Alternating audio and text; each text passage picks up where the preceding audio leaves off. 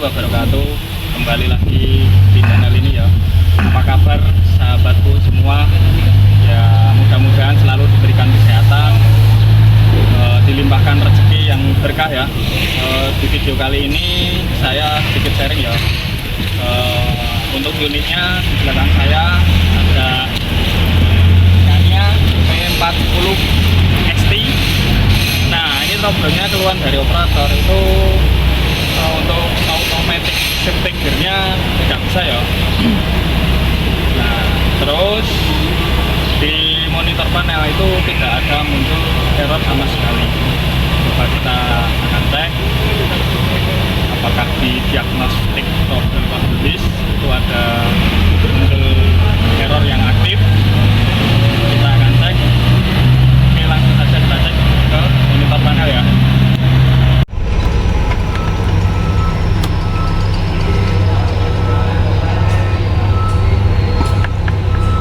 Nah, ini tekanan rem rendah.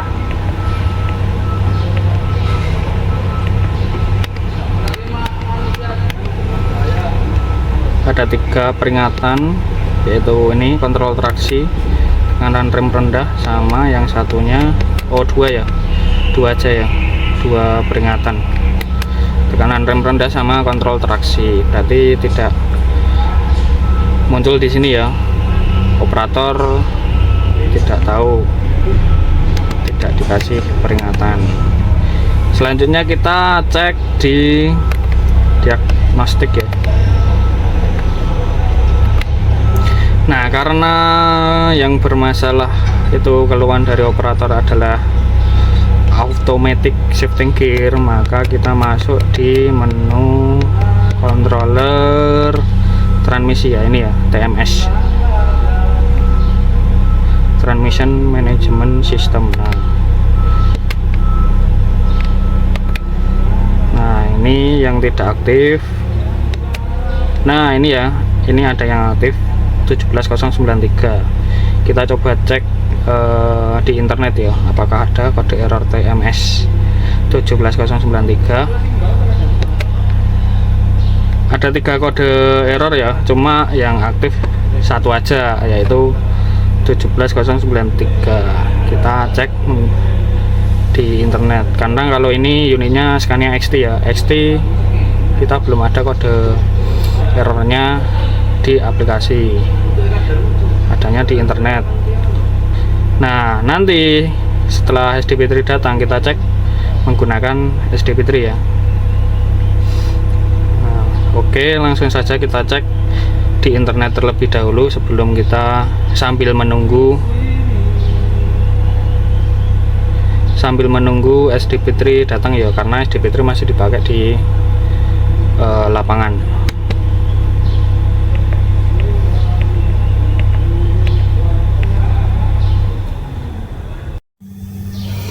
Nah, errornya di sini ya. Ini ada Scania TMS 17093. Oke. Ini kita sudah terjemah ya. Kalau bahasa aslinya pakai bahasa Rusia.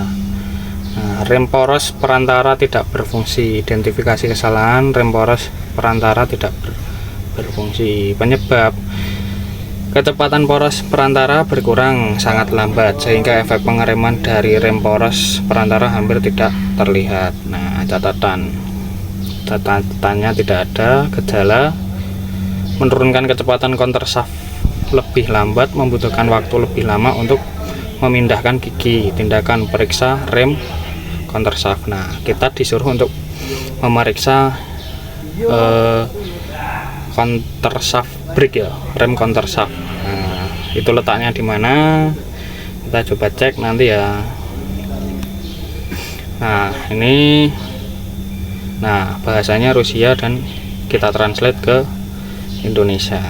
Kalau bahasa Rusia seperti ini ya, ini bahasa Rusia, tulisan Rusia. Kalau tulisan Rusia kita tidak bisa tahu ya, kita translate ke Indonesia. Oke.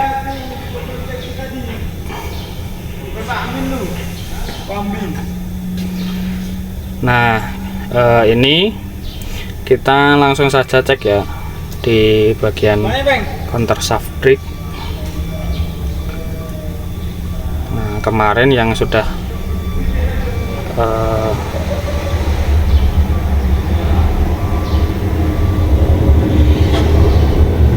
kode error ini kemungkinannya yang bermasalah adalah solenoid dari Opticross ya, khususnya di solenoid les shaft brake. Terus bisa juga hose output dari solenoid menuju ke les shaft brake atau counter shaft brake itu bocor. Bisa juga display dari counter shaft brake itu sudah aus dan habis ya, makanya pengereman counter shaft brake tidak optimal atau bahkan tidak ada pengereman ya, karena sudah habis atau karena bocor angin.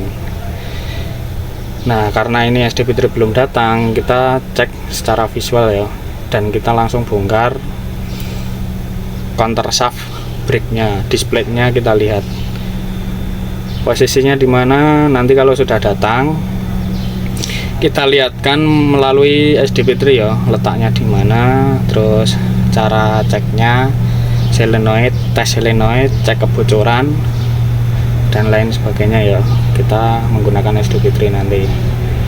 Tapi ini karena SD-Battery belum datang, langsung kita bongkar, kita ngecek display-nya counter shaft brake. Oke, yuk kita langsung cek. Nah, ini ya, kita cek menggunakan SD-Battery, errornya masih aktif di sini. Nah, ini untuk pengecekan rotational speed sensor. Lokasinya di mana? Di sebelah kiri transmisi ya, yang bawah. Terus ini untuk pengecekan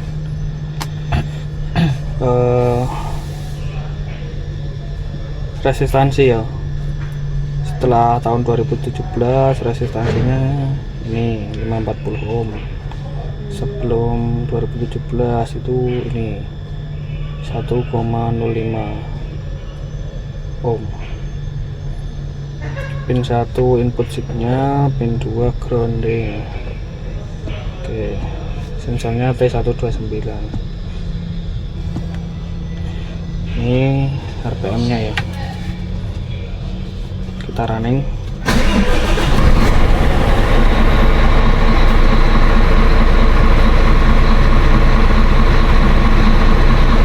Karena unit tidak jalan, makanya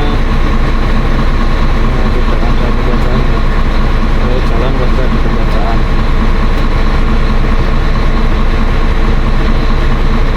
Terus ini tes performa.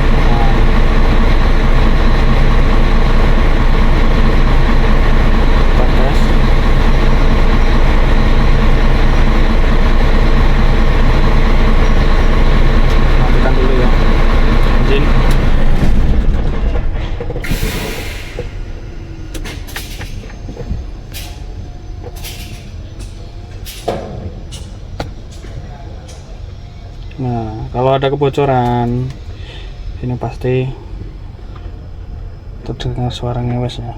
Karena nggak ada kebocoran berarti aman, tidak terdengar suara angin ngewes berarti aman. Oke, lokasinya di mana?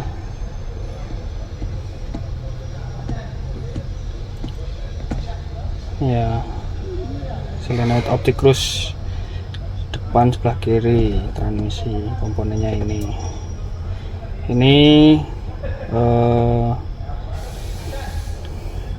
apa namanya, nama-nama solenoidnya. Solenoid ada 6 pieces. Yang A itu lateral stroke left, yang B longitudinal stroke forward, C lateral stroke right, D longitudinal stroke netral, terus yang E, nah ini lace up brake, ini ya E, terus yang F longitudinal stroke backward.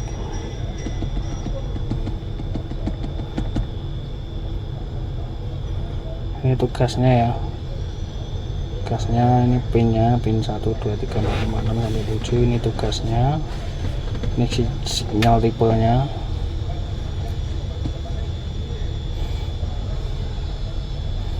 Nah, keterangannya di sini apa?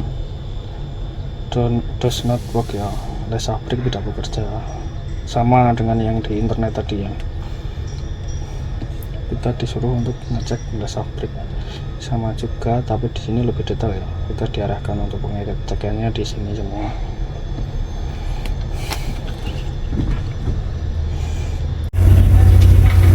Nah, ini ya letak dari display counter shock brake ya, di belakang disc clutch ada mounting baut kunci 12 mili 5 biji ya. Nah, 5 biji kita buka itu nanti langsung kelihatan disc plate sama pistonnya ya. Yuk kita buka dulu.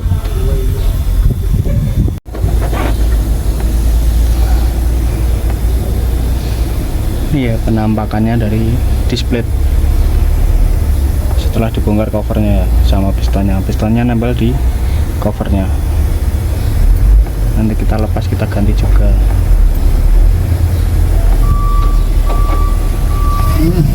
Ini ya display dari counter shock brake. Nah, totalnya untuk plate-nya ada 1 2 3 4 5 6. Disnya ada 5 ya, disnya ada 5, 1 2 3 4 5. Nah, ini habis halus sudah. Terus ada lagi ini ya, ada habis juga, 2 disk habis. Kalau yang lain masih lumayan tebel. Nah, prosesnya seperti ini ya. Ini yang beda sendiri itu paling keluar. Plate disk gitu terus urutan. Terus kita coba lihat yang baru ya. Ini part yang baru.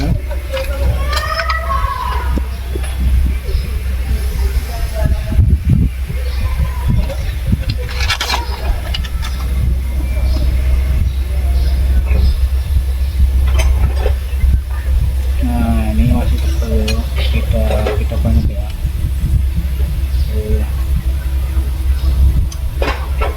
Nah, karena habis makanya untuk pengereman counter shock brake itu tidak optimal ya, tidak maksimal untuk pengeremannya. Makanya automatic shifting gear itu tidak bisa. Cuma kalau untuk mode manual itu normal ya, tidak ada masalah. Ini hanya untuk matic. Sangat berpengaruh ke automatic ya. Kalau untuk manual tidak terlalu berpengaruh. Sebenarnya tetap berfungsi ketika mode manual, cuma enggak kerjanya enggak apa ya, enggak seberat ketika di mode automatic ya. Karena kalau manual itu sesuai permintaan operator ya. Kalau matic ya sistem yang ngatur kan. Oke, langsung kita pasang ya. Ya sebelum dipasang dikasih oli dulu.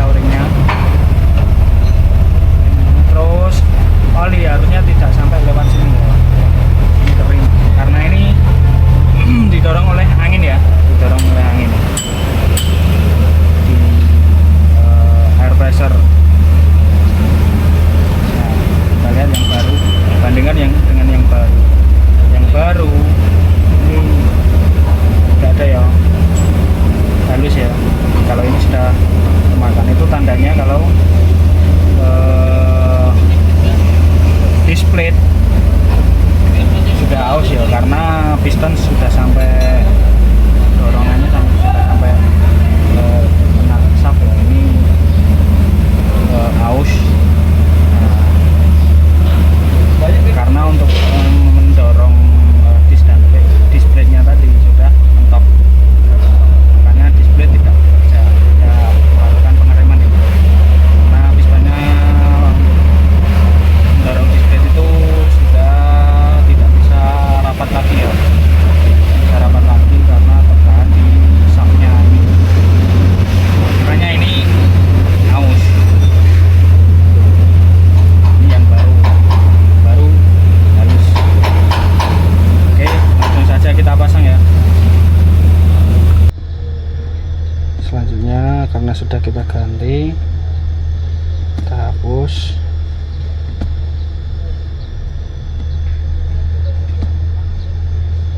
Nah, ini sudah hilang. Selanjutnya kita cek yang di monitor panel mas, apakah masih muncul atau tidak di sini.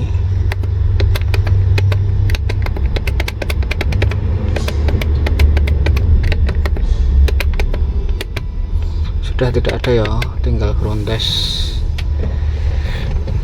Kita ground test apakah aman atau belum.